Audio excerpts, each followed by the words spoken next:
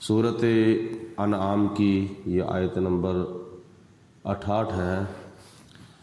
اس میں اللہ تعالیٰ نے ارشاد فرمایا ہے وَإِذَا رَأَيْتَ، اے قرآن پڑھنے والے، اے قرآن سننے والے، اے مخاطب، جب تو دیکھے الذین، ان لوگوں کو، یخوضون فی آیاتنا، جو ہماری آیتوں میں بیہودہ باتیں کرتے ہیں، یعنی طعن و تشنیع کرتے ہیں ہماری آیتوں کے بارے میں، فَأَعْرِضْ، تو اے مخاطب تو ان سے منہ پھیر لے، چہرہ پھیر لو ان سے، ان کو نظر انداز کر لو، فَأَعْرِضْ عَنْهُمْ، ان سے منہ موڑ لو، حَتَّى يَخُوضُوا فِي حَدِيثٍ غَيْرِي، یہاں تک کہ وہ کسی اور بات کے اندر مشغول ہو جائیں، وَإِمَّا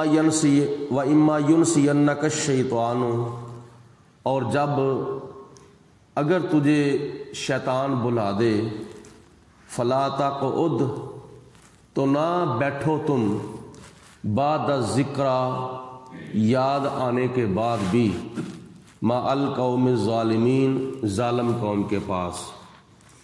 اللہ تعالیٰ ارشاد فرماتا ہے کہ اے قرآن پاک پڑھنے اور سننے والوں، جب تم یہ دیکھو کہ جو لوگ اللہ تعالیٰ کی آیتوں کے بارے میں طعن و تشنیع یا بیہودہ باتیں کرتے ہیں یا اللہ کی آیتوں کا مذاق اڑاتے ہیں، تو تم ان سے اپنا چہرہ پھیر لو، اور یہاں تک چہرہ ان سے پھیر لو کہ وہ کسی اور بات میں مشغول ہو جائیں۔ اگر تمہارے ذہن کے اندر یہ چیز نہ رہے کہ یہ لوگ کون ہیں، تو پھر جب یاد آ جائے تو پھر ان کے پاس نہ بیٹھو۔ کون لوگ؟ جو ظالم ہیں۔ مکے کے جو مشرکین اور کافر تھے، جب وہ مسلمانوں کے پاس بیٹھتے تھے تو قرآن پاک کے بارے میں اور نبی پاک صلی اللہ علیہ وسلم کے بارے میں وہ بہت نکتہ چینیاں کرتے تھے۔ کبھی قرآن پاک پر اعتراض کرتے تھے، کبھی صاحب قرآن پر اعتراض کرتے تھے، طرح طرح کی نکتہ چینیاں اور طرح طرح کے نقص نکالتے تھے کہ یہ قرآن پاک اگر اللہ کا کلام ہے تو اس میں یہ کیوں ہے، اس میں وہ کیوں ہے، اور مسلمانوں کے جو نبی جو نبوت کا دعویٰ کرتے ہیں ان کے اندر یہ بھی خامی پائی جاتی ہے، وہ بھی کمی پائی جاتی ہے، یہ ان کو نظر آتی تھی۔ نبی پاک علیہ الصلوۃ والسلام تو خامیوں سے پاک تھے۔ اللہ پاک کی ذات بابرکات نے حضور علیہ السلام کو بے عیب پیدا کیا ہے، کسی قسم کا کوئی عیب، کسی قسم کا کوئی نقص حضور علیہ الصلوۃ والسلام کے اندر نہیں۔ یہ صحابہ کرام کا ایسا عقیدہ تھا کہ بخاری شریف اور ترمذی شریف، نسائی شریف، کئی حدیثوں کی کتابوں میں آتا ہے کہ حضور علیہ الصلوۃ والسلام کے صحابی حضرت حسان بن ثابت رضی اللہ تعالیٰ عنہ حضور علیہ الصلوۃ والسلام کے نعت گو شاعر بھی تھے اور حضور علیہ الصلوۃ والسلام کے ثنا خوان بھی تھے۔ نبی پاک علیہ الصلوۃ والسلام کی نعتیں لکھتے بھی تھے اور حضور علیہ السلام کی نعتیں پڑھتے بھی تھے، اور نعتیں بھی دو قسم کی لکھتے تھے۔ حضرت حسان ابن ثابت دو قسم کی نعتیں لکھتے تھے۔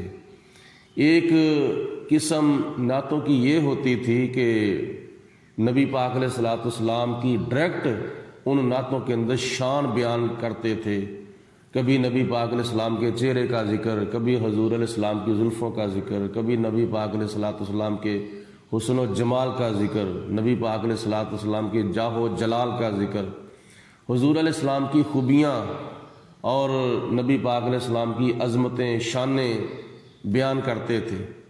اور دوسری قسم نعتوں کی یہ ہوتی تھی کہ حضرت حسان ابن ثابت رضی اللہ تعالیٰ عنہ نبی پاک علیہ السلام کی شان کا دفاع کرتے تھے اور کافروں کی ٹھکائی کرتے تھے، کافروں کا منہ توڑ دندان شکن جواب دیتے تھے۔ اگر کوئی کافر حضور علیہ السلام پر اعتراض کرتا تھا تو حضرت حسان ابن ثابت شاعرانہ انداز میں اس کو منہ توڑ اور دندان شکن جواب دیتے تھے۔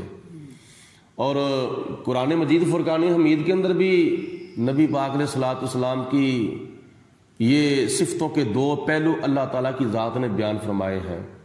حضور علیہ السلام کی جو صفتیں اللہ تعالیٰ نے قرآن پاک میں بیان کی ہیں، ان کے بھی دو پہلو ہیں۔ ایک تو پہلو یہ ہے کہ جیسے والضحیٰ واللیل اذا سجا انا اعطیناک الکوثر، اس طرح کی آیات بینات جو ہیں جن میں نبی پاک علیہ السلام کی ڈائریکٹ شان، عظمت، مقام، درجہ، رتبہ بیان کیا گیا ہے۔ اور دوسری قسم نبی پاک علیہ السلام کی صفتوں والی آیتوں کی یہ ہے کہ جیسے تبت یدا ابی لہب وتب، اس صورت کے اندر اللہ تعالیٰ نے نبی پاک علیہ السلام کے دشمن اور بے ادب اور گستاخ ابو لہب کی مذمت کی ہے۔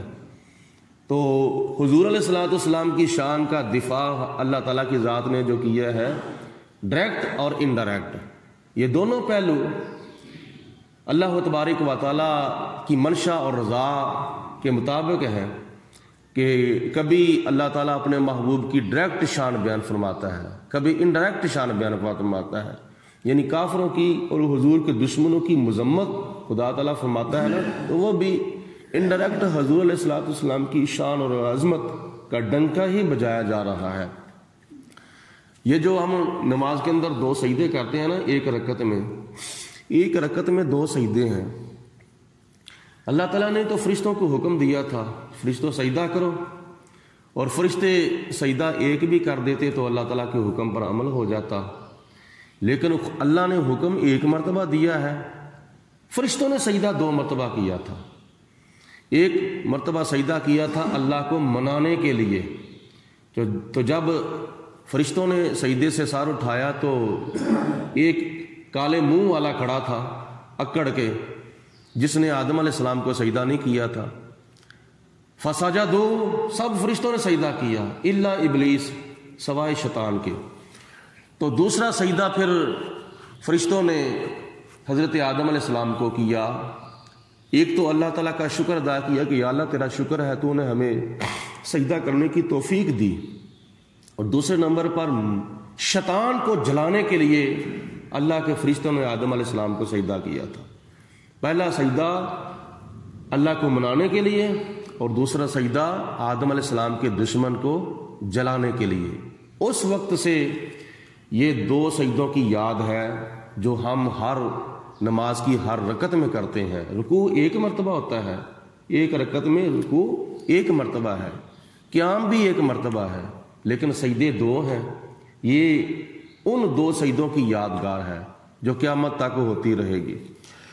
تو آدم علیہ السلام کو دو سجدے، یہ ایک آدم علیہ السلام کی تعظیم اور تکریم، اور دوسرا سجدہ شیطان کو جلانے کے لیے اور اس کی مزید نسل ٹکرنے کے لیے، اس کا رد کرنے کے لیے۔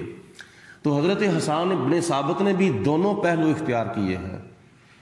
تو یہ آدم علیہ السلام، حضرت حسان ابن ثابت کی یہ سنت ہے، اور حضرت حسان ابن ثابت رضی اللہ تعالیٰ عنہ نے حضور علیہ السلام کی بارگاہ میں عرض کی، یا رسول اللہ میں نے چاند اشعار بنائے ہیں آپ کی شان میں، اگر آپ کی اجازت ہو تو سنا دوں۔ تو حضرت حسان ابن ثابت کو نبی پاک علیہ السلام نے پھر اپنے ممبر پاک پر بٹھایا تھا، خود حضور نیچے تشریف فرما ہے۔ حضرت حسان ابن ثابت حضور کے حکم پر عمل کرتے ہوئے حضور کے ممبر پر جلوہ فروز ہیں، اور حضور علیہ السلام کا چہرہ مبارک دیکھ دیکھ کر، زیارت کر کے، حضور کے دیدار کو کر کر کے پھر حضرت ابن ثابت کیا بیان کرتے ہیں، وَأَحْسَنُ مِلْكَ لَمْ تَرَكَتْ عَيْنِي، یا رسول اللہ میری آنکھوں نے آج تک کوئی حسین دیکھا ہی نہیں ہے۔ وَأَجْمَلُ مِنْكَ لَمْ تَلِدِ النِّسَاءُ، اور دیکھتی بھی کیسے، کسی ماں نے آج تک آپ جیسا صاحب جمال جنا ہی نہیں ہے۔ خلقت مبرأ من کل عیب، یا رسول اللہ اللہ پاک نے آپ کو بے عیب پیدا کیا ہے. خلقتا مبرأ من کل عیب، ہر عیب سے پاک مبرأ اللہ تعالیٰ نے آپ کو پیدا کیا ہے. کأنک قد خلقتا کما تشاء، اللہ پاک نے آپ کو آپ کی مرضی کے مطابق پیدا فرمایا ہے. یہ حضرت حسان ابن ثابت رضی اللہ تعالیٰ عنہ کا عقیدہ تھا، جو 1400 سال کے بعد مسلمانوں کا بھی یہی عقیدہ ہے کہ نبی پاک علیہ الصلوۃ والسلام کی ذات کے اندر